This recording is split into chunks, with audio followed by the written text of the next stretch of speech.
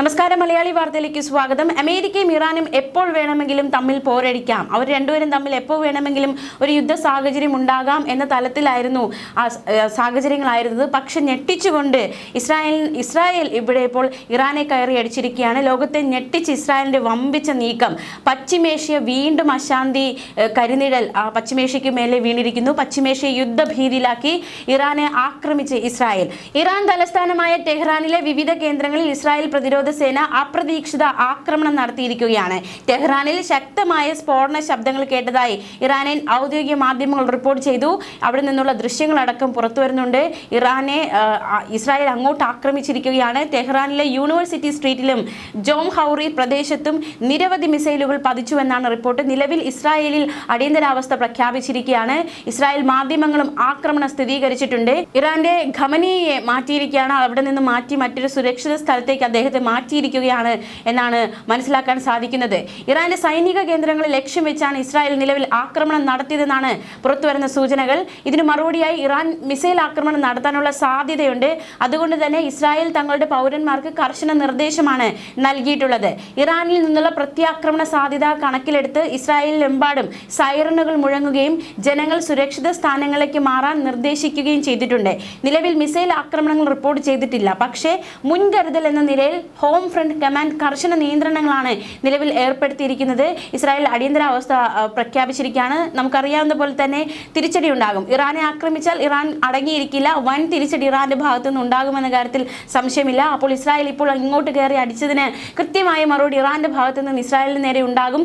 അതുകൊണ്ട് തന്നെ അടിയന്തരാവസ്ഥ പ്രഖ്യാപിച്ച് വളരെ സുരക്ഷിതമായിട്ട് ജാഗ്രതയോടെ തന്നെ ഇസ്രായേലുമായിരിക്കുകയാണ്. എന്തായാലും അപ്രതീക്ഷിതമായ നീക്കങ്ങളാണ് പശ്ചിമേഷ്യയിൽ ഉണ്ടായിരിക്കുന്നത്. ഒരിക്കലും കരുതിയില്ല ഇറാൻ ഇസ്രായേലിനെ കയറി അടിക്കുമെന്ന്. കാരണം നമ്മൾ കഴിഞ്ഞ ദിവസങ്ങളൊക്കെ എടുത്തു നോക്കിയാൽ സാഹചര്യങ്ങൾ മറ്റൊന്നായിരുന്നു. ട്രംപിന്റെ ഭീഷണി, നിരന്തരമുള്ള ഭീഷണി, ഇറാനെ ഭീഷണിപ്പെടുത്തുന്ന ട്രംപ്, ചർച്ചകൾ പരാജയപ്പെട്ടാൽ യുദ്ധത്തിലേക്ക് പോകുമെന്ന് ഇറാനെ ഭീഷണിപ്പെടുത്തിക്കൊണ്ടിരുന്ന ട്രംപ്, ആ കാഴ്ച കണ്ടുകൊണ്ടിരിക്കുകയായിരുന്നു ലോകം.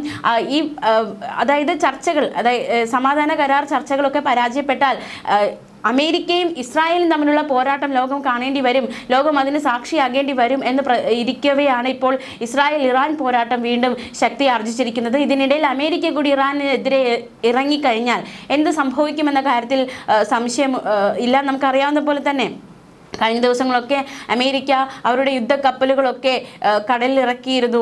ആ ഒരു സാഹചര്യമാണ് നിലവിലുള്ളത്. അപ്പോൾ ഇനി എന്താണ്, ഏത് രീതിയിലാണ് ഈ യുദ്ധം അല്ലെങ്കിൽ ഈ ഒരു പോരാട്ടം വഴിമാറാൻ പോകുന്നത്? നമുക്കറിയാവുന്ന പോലെ തന്നെ ഹമാസ് ഇസ്രായേൽ യുദ്ധം നമ്മൾ കണ്ടത് ഒരുപാട് നാൾ നീണ്ടു നിന്ന യുദ്ധമായിരുന്നു. അത് വല്ല വിധേനമാണ് ഒന്ന് അവസാനിപ്പിച്ച് മേഖലയിൽ അല്പം ഒന്ന് ശാന്തത വരുത്തിയത്. അതിന് പിന്നാലെയാണ് ഇപ്പോൾ ഇസ്രായേൽ വീണ്ടും ഇറാനെതിരെ പടപ്പുറപ്പാട് നടത്തിയിരിക്കുന്നത്. അത്തരത്തിലൊരു പോരാട്ടത്തിന് തുടക്കം കുറിച്ചിരിക്കുന്നത്. എന്താകും, എവിടെ ചെന്ന് അവസാനിക്കും, എന്ന് അവസാനിക്കും എന്നതാണ് ചോദ്യം. ഇറാൻ ഇനി അടങ്ങിയിരിക്കില്ല എന്ന കാര്യത്തിൽ സംശയമില്ല. കാരണം പ്രകോപനം, അമേരിക്കയുടെ ഭാഗത്തു നിന്ന് അത്രയോളം പ്രകോപനം ഇറാനുമേൽ വന്നിട്ടുണ്ടായിരുന്നു ഈ ഒരു കാര്യത്തിൽ.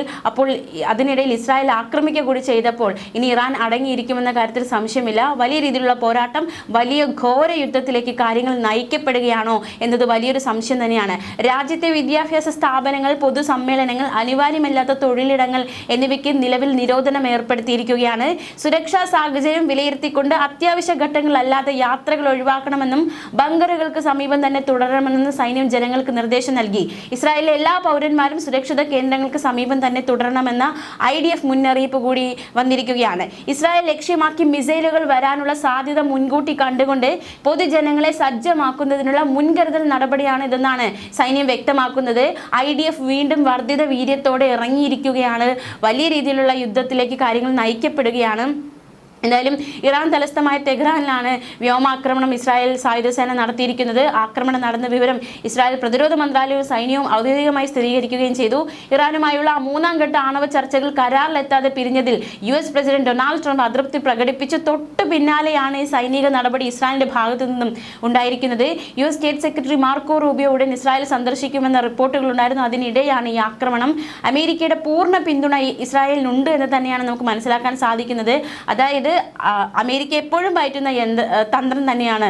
അമേരിക്ക പിന്നിലാണ്, രണ്ടുപേരും തമ്മിൽ പോരടിക്കുന്നുണ്ട്. അതിനിടയിലൂടെ ഒരു അത്തരത്തിലുള്ള ആ ഒരു വിശകലനങ്ങളിലേക്കൊന്നും പോകുന്നില്ല. എങ്കിൽ പോലും എന്തായാലും അമേരിക്കയുടെ പിന്തുണയോടെ തന്നെയാണ് ഇസ്രായേൽ ഈ ഒരു പോരാട്ടം നടത്തുന്നത് എന്ന കാര്യത്തിൽ സംശയമില്ല. എന്തായാലും ടെഹ്റാനിലെ പ്രധാന കേന്ദ്രങ്ങളായ യൂണിവേഴ്സിറ്റി സ്ട്രീറ്റിലും ജോം ഹൗറി പ്രദേശത്തും നിരവധി മിസൈലുകൾ വന്നു വീണു എന്നാണ് മനസ്സിലാക്കാൻ സാധിക്കുന്നത്. അവിടെ നിന്നുള്ള ദൃശ്യങ്ങളൊക്കെ പുറത്തു വരുന്നുണ്ട്.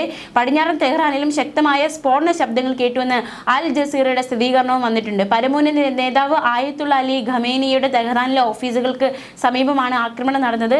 അതുകൊണ്ടാണ് അദ്ദേഹത്തെ അവിടെ നിന്ന് പെട്ടെന്ന് തന്നെ സുരക്ഷിതമായ ഒരു സ്ഥലത്തേക്ക് മാറ്റിയത്.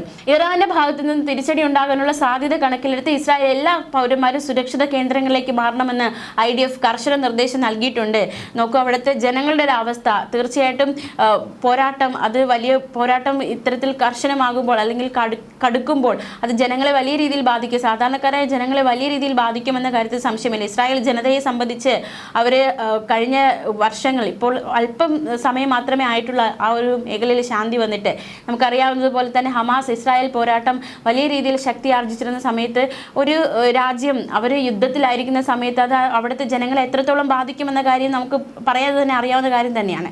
അപ്പോൾ അത്തരത്തിൽ ഹമാസ് ഇസ്രായേൽ യുദ്ധം നടന്നുകൊണ്ടിരുന്ന സമയത്ത് ആ ജനത വലിയ രീതിയിൽ കഷ്ടങ്ങൾ അല്ലെങ്കിൽ വലിയ ബുദ്ധിമുട്ടുകൾ ഉണ്ടായിരുന്നു. അതിനിടയിലാണ് മറ്റൊരു പോരാട്ടത്തിലേക്ക്, ഇപ്പോൾ ഇറാൻ ഇസ്രായേൽ പോരാട്ടത്തിലേക്ക് കടന്നിരിക്കുന്നത്. ജനങ്ങൾ സുരക്ഷിതമായിട്ട് ബങ്കറിലേക്ക്, സുരക്ഷിത കേന്ദ്രങ്ങളിലേക്ക് മാറണമെന്ന് IDF നിർദ്ദേശം നൽകിയിരിക്കുന്നു. ഏതൊക്കെ വഴിയിലൂടെ ആയിരിക്കാം ആക്രമണങ്ങൾ, പ്രത്യാക്രമണങ്ങൾ ഉണ്ടാവുക എന്നതും ലോകം ഉറ്റുനോക്കുകയാണ്. ഇനി ഇറാന് വേണ്ടി ഏത് രാജ്യങ്ങളൊക്കെയാണ് ഇറങ്ങാൻ പോവുക, ഇറാന് കൂട്ടായി അല്ലെങ്കിൽ ഇറാൻ ഒരു ആക്രമണം നടത്തുമോ, നടത്തിയാൽ ആരൊക്കെ കൂടെ ഉണ്ടാകും എന്നതും ഒരു ചോദ്യം തന്നെയാണ്.